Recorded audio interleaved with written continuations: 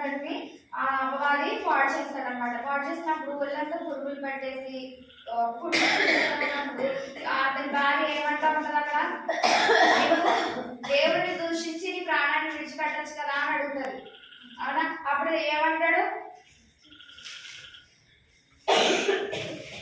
అందుకని మూర్ఖురాలు మాట్లాడినట్లు నీవు మాట్లాడుచున్నావు. మనము దేవుని వలన మేలు అనుభవించడమా, కీడును మనం అనుభవింపదగదా నేను ఏమంటూ ఉన్నాడంటే అక్కడ మేలునే మనం అనుభవించాలా, కీడుని అనుభవించకూడదా? ఇప్పుడు మనకి ఏదైనా చిన్న సమస్య వచ్చిందంటే దాన్ని బట్టి మనం ఏం చేస్తాం, ఎంతో కృంగిపోతాం. అయ్యో ఎందుకు ఇలా జరిగింది, ఇదంతా నాకే ఎందుకు జరగాలి, ఎందుకు ఇలా జరుగుతుంది, ఏంటి ఈ సమయంలో నాకు శోధన ఏంటి? ఎప్పుడైనా మనం దేవుడిని అడిగామా, అయ్యా నువ్వు నాకు మేలు చేసావు కదా, మేలు చేసినప్పుడు నేను నిన్ను స్తుతించాను, అదేవిధంగా నువ్వు నాకు ఏదైనా ఒక చిన్న సమస్యని పెడుతూ ఉన్నావంటే ఆ సమస్య ద్వారా నేను ఇంకా అనేక ఆశీర్వాదాలను పొందుకోవాల్సినదేమో, ఆ సమస్య వలన నేను ఎందులో అయినా నేను తప్పుకోవచ్చున్నానేమో అని మనం ఎప్పుడైనా సరి చూసుకున్నామా అని మనం ఒకసారి మనం ప్రశ్నించుకున్నట్లయితే ఎప్పుడు మనం అలా చేసినట్లేమో. అవునండి. అయితే అక్కడ అంటూ ఉన్నాడు, ఒక మూర్ఖురాలు మాట్లాడినట్టు మాట్లాడుతున్నావు నువ్వు.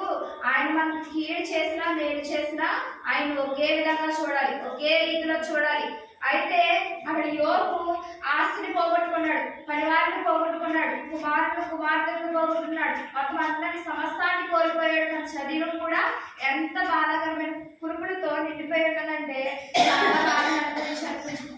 అక్కడ ఆ విషయాలన్నీ జరిగిన తర్వాత యోబు స్నేహితులు ముగ్గురు వస్తారనమాట. ముగ్గురు వచ్చి 7 దినాలు యోబుతో కూర్చుని యోబుతో మాట్లాడుతుంటారు. మాట్లాడిన తర్వాత అక్కడ యోబు అంటాడు, దేవుడిని శపించడు కానీ తన యొక్క దినాన్ని శపించుకుంటూ ఉంటాడు అనమాట. తన యొక్క రోజులు ఏవైతే ఉన్నాయో, ఎలా గడిచినాయో, ఏదైనా పాపం చేశానేమో అని చెప్పి ఏం చేస్తాడంటే ఆ యొక్క రోజులని శపించుకుంటూ ఉన్నప్పుడు ఆ తేమానీయుడైన ఎలీఫజు, ఆ ముగ్గురు స్నేహితుల్లో ఒక వ్యక్తి అంటూ ఉంటాడు. ఆయన పేరు ఏంటంటే ఎలీఫజ్ అనమాట.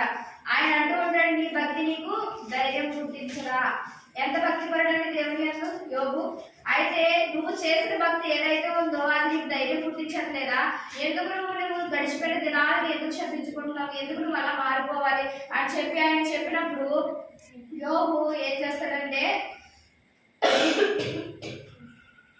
అని ఒక దినాన్ని జ్ఞాపకం చేసుకుని లాస్ట్కి 42వ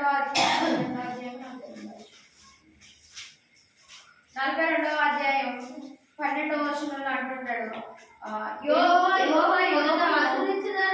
మొదట ఆశీర్వదించినంత మరి అధికముగా ఆశీర్వదించి 14,000 గొర్రెలను, అతనికి 14,000 గొర్రెలు, 6,000 ఒంటెలను, 1000 జతల ఎడ్లను, 1000 ఆడుగాడులను కలిగెను. మరియు అతనికి 7 కుమారులను కలిగి 3 కుమార్తెలను కలిగిన.